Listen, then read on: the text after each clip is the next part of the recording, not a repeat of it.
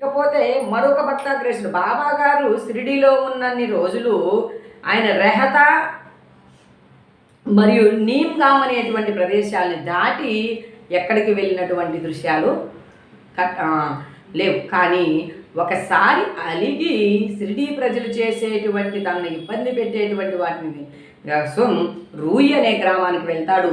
ఆ రూయి గ్రామానికి వెళ్ళినప్పుడు మన మహర్షాపతి ఆయన్ని వెతికి వెతికి తీసుకొని మరలా వస్తాడనమాట. అట్లా మన గణపతిరావు కోతే పాటిల్, తాత్యా కోతే పాటిల్ యొక్క తండ్రి గారిని ఎంతటి ప్రేమానురాగాలతో బాబాగారు చూసేవారో అలా రెహతా నివాసి అయినటువంటి చంద్రబాన్ సేట్ మార్వాడీని కూడా చూసేవాడట. ఆయన చనిపోయిన తర్వాత ఆయన కుమారుడైనటువంటి కుశాల్ చంద్ను కూడా బాబా అలాగే ఆదరిస్తూ ఉండేవాడు. అంతటి ప్రేమానురాగాలతో ఆదరిస్తూ చక్కగా ఉండేవాడు. ఆయన రెహతాకు వెళ్ళినప్పుడు ఆ యొక్క గ్రామ సరిహద్దుల్లో నుంచే బాబాను అంగరంగ వైభవంగా తప్పెట్లు తాళాలతో ఎద్దుల బండి మీద బాబాను తన సన్నిహిత భక్తులతో కలిసి రెహతా పోతుండేవాడు కదా. రెహతా ప్రజలట బాబాను బాజా భజంత్రీలతో ఎదురేగి గ్రామ సరిహద్దు ద్వారం వద్దని దర్శించి సాష్టాంగ నమస్కారములు చేసేవారు. తర్వాత ఆయన మహావైభవంగా బాబాను గ్రామంలోకి సాధారణంగా తీసుకెళ్లేవారన్నమాట. అంటే గౌరవప్రదంగా తీసుకెళ్ళి కుశాల్ చంద్రును బాబాను తన ఇంటికి తీసుకుపోయి తగిన ఆసనమునందు కూర్చుండబెట్టి భోజనం పెట్టేవాడు. ఇరువురు కొంతసేపు ప్రేమాలోసంతో ముచ్చటించుకుంటూ ఉండేవారు.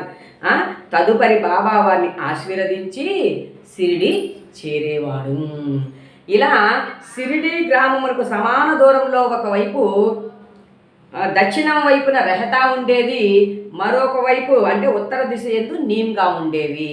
ఇక్కడ రెహతా నివాసి కుశాల్ చంద్ ఎలాగో ఈ గ్రామ సరిహద్దులు దాటిపోలేదని బాబా మనం ముందు ప్రస్తావించుకున్నాం కదా.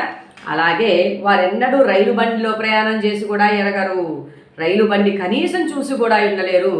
నీమ్గామ్ వాసి నానాసాహెబ్ డేంగ్లే, బాబాసాహెబ్ డేంగ్లే కుమార్ నానాసాహెబ్ డేంగ్లే అనమాట. ఆయనే బాబాకు కొయ్యబల్లను సమర్పిస్తాడు. అలా ఆ యొక్క ఇద్దరిని ఉత్తర దిశ వైపు ఒక ఊరు, దక్షిణ దిశ వైపు ఒక ఊరు, ఆయన రెండింటికి వెళ్ళేటప్పుడు ఆయన ఎక్కడో రైల్లో కానీ ఏ వాహనాల్లో కానీ ఎక్కి బయలుదేరింది లేదు. ఎక్కడో మచ్చింద్రగఢ్లో ధ్యానం చేసుకుని ఆయనకి సశరీరంతో దర్శనమిచ్చినటువంటి అద్భుతమైనటువంటి లీల ఉంది మనకి సచ్చరిత్రలో మనం గమనించినట్లయితే. అలా కానీ సర్వజ్ఞుడైన బాబాకు బండ్ల రాకపోకలు ఖచ్చితంగా తెలుస్తూ ఉండేవి. బాబా వద్ద సెలవు పుచ్చుకొని వారి ఆజ్ఞానుసారం ప్రయాణం చేసేవారికి ఏ కష్టాలు ఉండేవి కావు. బాబా ఆదేశమునికి ఎవరైనా వ్యతిరేకంగా వెళ్ళినట్లయితే కొన్ని ఇబ్బందులకు గురై మరలా బాగా వాటిని గ్రహించి వాటిని బయటపడేటువంటి వాళ్ళు అనమాట. ఇట్లాంటి విషయాల్ని మనం తెలుసుకుందాం. షిరిడి యాత్ర లక్ష్యం, షిరిడి యాత్ర అసలు ఎందుకు, దాని యొక్క విశేషం ఏంటి అంటే, షిరిడి సందర్శనలో ఒక ప్రత్యేక విశేషమైన బాబా అనుమతి లేనిది ఎవ్వరూ షిరిడి విడవలేరు. ఇప్పుడు షిరిడీలో వారం రోజులు ఉండాలనుకొని వెళ్ళారనుకోండి, కానీ బాబా గారు లేదు నువ్వు రేపే వెళ్ళిపోవాలంటే ఆ భక్తుడు వెళ్ళిపోవాల్సింది. లేదు ఒకరోజు ఉండేసి వెళ్ళిపోదాము అనుకుంటే అటువంటి భక్తుడిని వారం రోజుల పాటు తన సాంగత్యంలోనే ఉంచుకునేవాడు. అట్లా ఆయన బాబా ఎవరిని బయలుదేరి సెలవించిన తర్వాత ఇంకా షిరిడీలో ఉండకూడదు. బాబా ఆదేశానుసారం నడిచి తీరవలసిందే. ఎందుకు తీరాలి, ఎందుకు అలా అంటే ఇక్కడ మనం గ్రహించాల్సింది భూత భవిష్యత్తు వర్తమానాలు తెలిసినటువంటి ఆ భగవంతుడు మనకి ఏ ఆపద రాబోతుందో, ఇక్కడ ఆయన సన్నిధానంలో ఉండడం వల్ల కలిగేటువంటి శ్రేయస్సు ఏమిటో, లేకుండా మనం వెళ్ళినప్పుడు కలిగేటువంటి విపత్తులు ఏమిటో తెలుసు కాబట్టి ఎప్పుడు ఏది చెయ్యాలో ఏది చేయకూడదో మనల్ని ప్రేరేపిస్తూ ఉంటారన్నమాట. అలా చెప్పినప్పుడు వాటిని వినకుండా ప్రమాదాల పాలైనటువంటి అంశాలను తీసుకుంటే ఐరోపా దేశస్థుడు మరియు తాత్యా కోతే పాటిల్ అనేటువంటి ఇద్దరు భక్తులు ఆయన చెప్పినటువంటి మాటను ఉల్లంఘించి ప్రమాదానికి గురవుతారనమాట.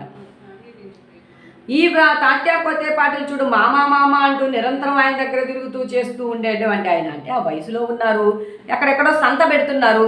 ఆ సంతకు వెళ్ళి అనేక రకాల చిత్ర విచిత్రాలను చూడాలి. ఆ ఎద్దులేదో కొత్తగా ఉన్నాడు గుర్రాల్ని, ఆ గుర్రాలతో మీద ఆయన ఊరేగాలి, ఆ గుర్ర బండి మీద అలా షికారుగా వెళ్ళాలి. ఇలాంటి ఆలోచనలతో కూడి ఉన్న తాత్య బాబా దగ్గరికి వచ్చి నేను ఇలా వెళ్తున్నాను అంటాడు. అప్పుడు బాబా అంటాడు, తొందరపడవద్దు, కొంచెం ఆగము, సంత సంగతి అటు ఉండు నిమ్ము, నువ్వు కనీసం నీ ఆతృతను చూసి అన్నాడు, కనీసం శ్యామనైనా తోడే తీసుకోబోయ్యా అని చెప్పాడు. ఇక్కడ శ్యామ బాబా యొక్క ప్రతినిధి అనేటువంటిది మనకు తదుపరి అధ్యాయాల్లో వస్తుంది. అలాగే బాలాసాహెబ్ మిరీకర్కి కూడా శ్యామాని తోటే తీసుకెళ్ళమంటాడు. అట్లా ఈయన కనీసం మాధవరావు తీసుకోబోమంటాడు. బాబా మాటలు లెక్క చేయలేదు. తాత్య ఒకటి టాంగానికి కోపర్గాం బయలుదేరాడు. ఆ కోపర్గాం దాటి సావుల్ విహిర్ అని దగ్గరికి వచ్చేటప్పటికి ఆ గుర్రాల్లో ఒక గుర్రం చాలా చురుకైంది, చాలా కొత్తది. అది బెదురు జరిగిందో మొత్తానికి ఏదో అయింది, ఏం జరిగిందో కానీ ఒకదాన్ని 300 రూపాయలు ఖరీదు పెట్టి కొత్తగా కొన్నాడు. మిక్కిలి చురుకైంది. షిరిడీ వదిలి సావులు విహిర్ కొంత దూరం పోయిన పిమ్మట కాలు దానికి మడత పడింది, కూలి పడిపోయింది. తాత్యాకు పెద్ద దెబ్బలు తగలలేదు, కానీ ఒక్కసారిగా తన శ్రేయస్సును కాంక్షించి తన శ్రేయభిలాషి తనకు హితం చేకూర్చబోయినటువంటి బాబా యొక్క చెప్పినటువంటి అంశం ఏదైతే ఉందో స్మృతి పదంలోకి వచ్చి బాబా తల్లి వంటి ప్రేమ కలిగినటువంటి బాబా ఒక్కసారిగా ఆయనకి తన మనోపలకంలో గోచరమయ్యాడనమాట. అప్పుడు మళ్ళీ బాబాను ఒకసారి అలా జరిగిపోయింది. అదే మరలా ఇంకోసారి కూడా వెళ్ళి కోల్హార్ గ్రామానికి ప్రయాణమై దారిలో టాంగా ప్రమాదానికి గురై ఇదయ్యాడు. అంటే మనము సద్గురువుకు భారాలను అప్పగించామనుకుంటామే కానీ మన మనసు యొక్క ఇష్టాలను బట్టి నడుచుకుంటూ ఉన్నప్పుడు జరిగేటువంటి ప్రమాదాల గురించి భగవంతుడు ఇక్కడ తెలియజేస్తూ ఉందన్నమాట. ఈ యొక్క అంశం వారి ఆజ్ఞను ఉల్లంఘించడం అంటే ఆయన ఏదో కాదు, మనకు జరిగేటువంటి విపత్తుల్ని మనకి ప్రతిపాదించినటువంటి తెలియజేసినటువంటి వాటిని మనం మన బుద్ధి కర్మానుసారే బుద్ధి అంటాం కదా, అలా నడిచేటప్పుడు ఇలాంటివి జరుగుతాయి. ఇక ఐరోపా దేశస్థుడు యొక్క ఉదంతాన్ని మనం చూసినట్లయితే ఏదో ఉద్దేశంతో బాబా దర్శనం వచ్చాడు. తనతో నానాసాహెబ్ చంద్రకర్ నుంచి పరిచయ పత్రం తీసుకున్నాడు. ఆయనకి బాబా చేతిని తీసుకుని ముద్దాడాలనేటువంటి ఒక కోరిక ఉంది. అందులో సౌకర్యంగా ముద్దాడాలని కోరికతో వచ్చాడు.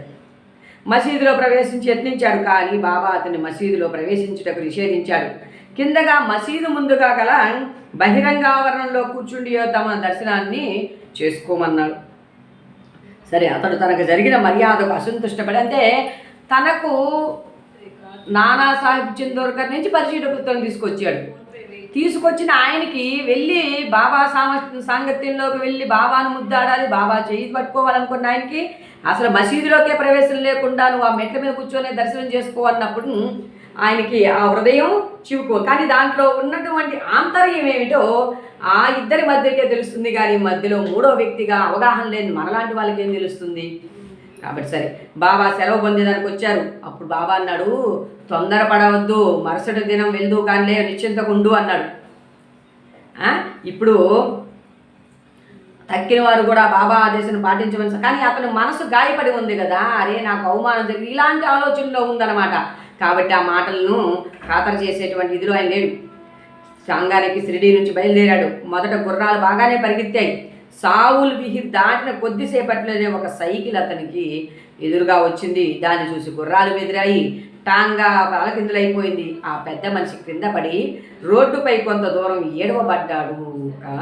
రకమైన యాక్సిడెంట్ అంటాం కదా, ఆ రకంగా ఇబ్బందులు పాలైపోయాడు. ఫలితంగా గాయాలను బాగు చేసుకునే దానికోసం అతను కోపర్గాం హాస్పిటల్లో పాలయ్యాడు. ఇటువంటి అనేక సంఘటనలు మనం బాబా ఆజ్ఞ ధిక్కరించి వారి ప్రమాదములు పాలవుదురని, ఆ ఆజ్ఞానుసారం వారు సురక్షితంగా ఉందని జన్ను గ్రహించాడు. దీన్ని బట్టి బాబా యొక్క మాట వినడం చేత కోపోద్రిక్తుడు ఎలా చేశాడు అనుకుంటే అజ్ఞానమే. ఇప్పుడు అంతా కూడా ఉన్న అర్థం కంటే విపరీతార్థాల భావన ఎక్కువైపోతూ ఉంది కదా. కాబట్టి ఇక్కడ భూత భవిష్యత్తు వర్తమానం తెలిసినటువంటి భగవంతుడు మనల్ని, అందుకనే ఒక భక్తుని విషయంలో కూడా అంటారు, అందరూ వచ్చి నువ్వు చెప్పు బాబా అనేవాళ్ళే కానీ చెప్పిన దాన్ని ఆచరించేవాడు ఎవడూ లేడు అని చెప్పి అన్నాడట.